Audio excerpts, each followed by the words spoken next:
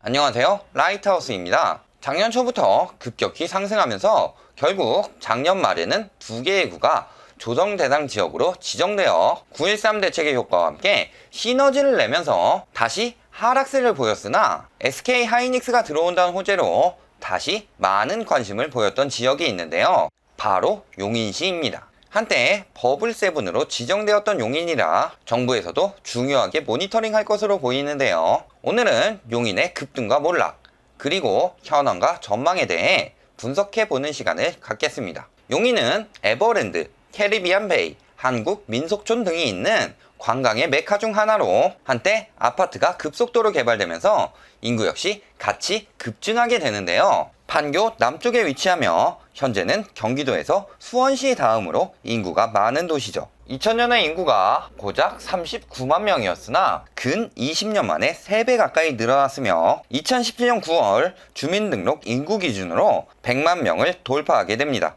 2005년 실시된 분양 원가 연동제 등 재건축에 대한 규제가 이뤄지면서 투기 세력이 강남의 지역으로 눈을 돌리던 중 판교 지역의 수혜와 신축 메리트까지 맞물린 용인으로 몰리게 되었고 2005년부터 2007년 사이에 대형 평수가 70% 폭등하는 등 심한 거품이 끼게 됩니다. 얼마나 심하게 거품이 꼈냐면 국세청에서 투기 혐의가 있는 사람들을 대상으로 대대적인 세무조사를 들어갔을 정도니까요. 이로 인해 용인은 부동산 투기 명예의 전당인 버블7에 속하게 될 정도로 전국에서도 탑급으로 거품이 끼며 집값 폭등이 시작됐죠. 그러나 영원할 것만 같았던 집값의 고공행진은 리먼 사태와 함께 핵가족화로 인한 대형 평수의 선호도가 떨어지는 현상으로 인해 유로존 사태가 잠잠해지는 2014년 말까지 꾸준히 하락하게 됩니다. 이로 인해 당시 대형 평형대를 투기했던 사람들의 급매물들이 쏟아지며 같은 단지 내에 큰 평형대의 매물이 작은 평수보다 싸게 나올 정도로 기이한 가격 역전 현상이 나오기도 했죠. 급매물뿐만 아니라 대형 평수는 미분양까지 끊임없이 속출하며 수도권에서 미분양 1위를 기록하기도 하는 등 투기의 성지는 미분양의 성지로 변모해 가게 됩니다. 이렇게 투기 불씨가 꺼져가고 있던 용인의 부동산 시장에 초이노믹스라는 새로운 휘발유와 함께 부동산 완화 정책이라는 산소가 공급되며 결국 대형 화재로 번지기 시작하는데요. 하지만 그래프를 보시면 2014년 초이노믹스 이후에도 2016년부터 계속 보합세를 유지하다 2018년 초부터 급등한 것을 볼 수 있습니다. 왜일까요? 바로 그간 쌓여왔던 미분양 물량의 영향 때문입니다. 그래프를 보시면 준공 후 미분양 물량부터 꾸준히 소진되고 2016년부터는 준공되지 않은 미분양 물량도 소진되기 시작하는데요. 미분양이 대부분 소진되는 2017년부터 거래량이 조금씩 회복하더니 3월에는 2,800여 건의 아파트 매매 거래량을 기록하는 등 매매 시장이 회복되었고 2017년 파리 대책으로 똘똘한 한 채 프레임이 나오며 서울과 분당이 먼저 상승한 후 용인 지역으로 투기 수요가 뒤늦게 유입하면서 2018년 초부터 가격은 급등하게 된 거죠. 실제 몇 개의 단지를 뽑아서 살펴보면 수지구의 경우 동천자이 2차, 정자뜰마을 태영 대시양 2차와 성북역 롯데캐슬 등의 전용 84제곱미터가 2017년 12월부터 2018년 10월경까지 1년도 안 되어 2억씩 오르며 35%에서 40% 정도 상승했고 기흥구의 경우도 같은 평형 성호 샤인일즈와 연원마을 LG가 2017년 9월부터 1년간 2억 정도씩 오르며 무려 50% 정도가 올랐습니다. 여기에 각각 28년, 27년 차에 소형 아파트 한성 1, 2차는 재건축 기대감으로 인해 연안 충족 전부터 인기를 끌었고 작년 7월부터 3개월간 5에서 7천가량 오르며 가격 상승을 부추기고 있는데요. 일반 철근 콘크리트 방식이 아니라 PC조 방식을 사용해 접합 부분이 약하니 안전진단 통과가 용이할 것이라고 판단했기 때문입니다. 집이 거주의 목적이 아닌 투기의 목적으로 변질되다 보니 실거주가 아닌 투기 수요들만 판을 치게 되고 오히려 안전성이 떨어지는 단지들이 더 인기를 끌게 되는 아이러니한 상황이 벌어지게 된 건데요. 재건축 안전진단 통과가 쉬워질수록 가장 이득 보는 건 건설사들이니 인간의 목숨보다 자기들 배불리는 게 우선인 몇몇 건설사들이 배워서 실행하지는 않을지 걱정되는 상황이네요. 하지만 용인은 분당, 판교의 영향을 받을 수밖에 없는 위치라 9.13 대책 이후 이 지역들의 거래가 멈추자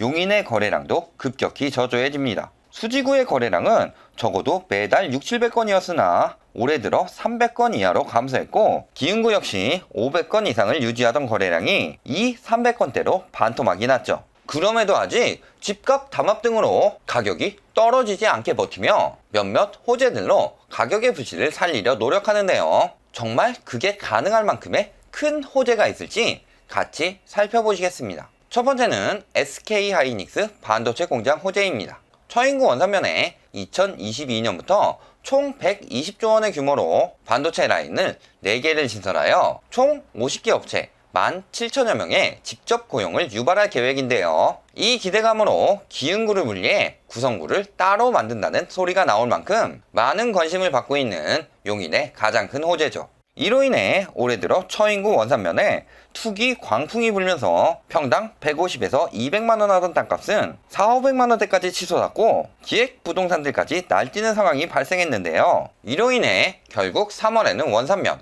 8월에는 백안면을 토지 거래 허가 구역으로 지정하게 됩니다. 하지만 원산면의 입지상 용인에 아파트 단지가 있는 수지구 기흥구보다는 차라리 동탄이 더 가까울 만큼 외진 위치에 있고 부지 내 공동주택도 4,000세대나 들어옵니다. 고덕 신도시 영상에서 말했듯 반도체의 경우 근속기간이 짧은 생산직이 많기 때문에 장기 근무하는 인원들은 부지 내 단지들만으로도 충분하니 지금 용인의 아파트들에는 영향이 가지 않죠. 두 번째는 3기 신도시 택지지구 중 하나인 구성역 용인 플랫폼시티입니다. 플랫폼시티는 기흥구 보정, 마북, 신갈동 일원 2.7제곱킬로미터의 부지에 지식기반 미래형 첨단산업단지와 이를 뒷받침할 상업 업무시설, 주거시설, 문화, 복지시설 등이 어우러진 미래형 복합자족도시를 조성하는 사업인데요. 자족시설을 늘리기 위해 주거 비율을 최대한 줄였지만 계획을 당초 8,000세대로 조성하던 도시에 가구 수만 11,000세대까지 늘리니 공원, 교통 등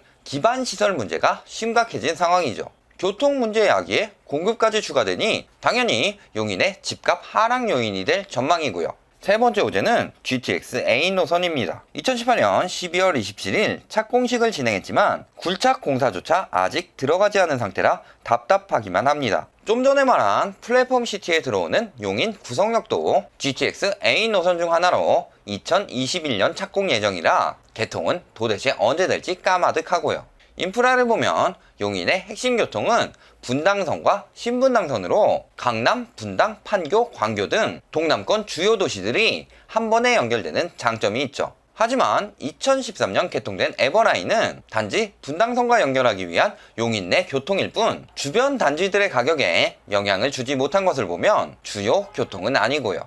학군을 보면 죽전동, 보정동을 중심으로 수지구에는 대덕중, 홍천중, 이현중, 죽전중 등 특목고 잘 보내는 명문 중학군과 수지구, 풍덕구, 홍천구 등의 우수한 고등학군이 있고 처인구에는 2018년 서울대 진학률 탑 100 안에 들어간 외대부고도 있어 경기도 내에서의 학군은 나쁘지 않죠. 하지만 기타 인프라 면에서는 지형적 제한이 많은 곳에 아파트의 비중만 높이니 결국 상권은 흩어지고 점포들의 활성화가 힘들어지면서 하나로마트, 수지구청, 롯데마트, 죽전, 신세계백화점 등 주로 대형마트 중심으로 생활할 수밖에 없는 환경인데요. 무턱대고 아파트만 지어서 팔아넘긴 결과로 이렇게 밸런스가 무너지며 실거주가 살기 힘들어진 생활권에 비해 가격이 높은 것은 부정할 수 없는 사실입니다. 그럼에도 2018년에는 누적 상승률 7.97%로 전국 비규제 지역 중 1위를 기록하는 등 작년에 많은 거품이 끼면서 결국 정부에서는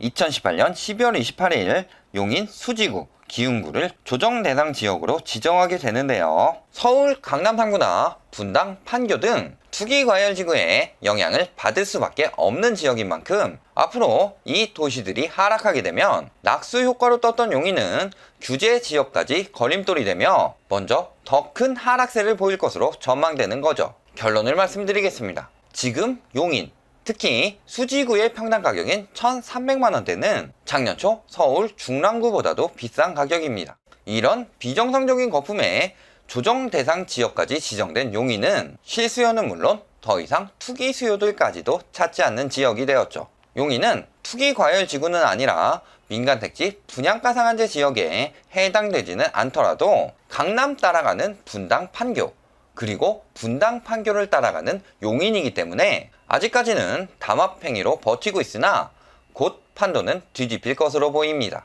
추후 서울의 많은 공급으로 인한 전세가의 하락, 그리고 이에 따른 회귀 현상으로 공실이 늘어날 것으로 예상되고, 여기에 강남 상구나 분당구에 직격하는 민간택지 분양가 상한제가 적용되면 가격이 따라가면서 하락할 수밖에 없는 상황이기 때문이죠. 게다가 최근 한일 무역전쟁으로 계획에 발목이 잡힐 수도 있는 SK 하이닉스, 베드타운화 되어가는 플랫폼 시티와 언제 착공할지도 모르는 GTX 등 호재들은 오리무중이고, 반대로 호재 이상으로 올랐던 가격은 국내외 상황으로 하락이 가속화될 것으로 예상되니까요. 이미 여러 차례 말씀드렸듯 민간택지 분양가 상한제까지 적용되면 그 파장은 서울을 중심으로 수도권까지 뻗어나가면서 더 이상의 투기를 용인하지 않을 것이며, 그 시기는 머지 않았습니다. 오늘 영상이 도움이 되셨다면 구독, 좋아요, 알림 부탁드립니다.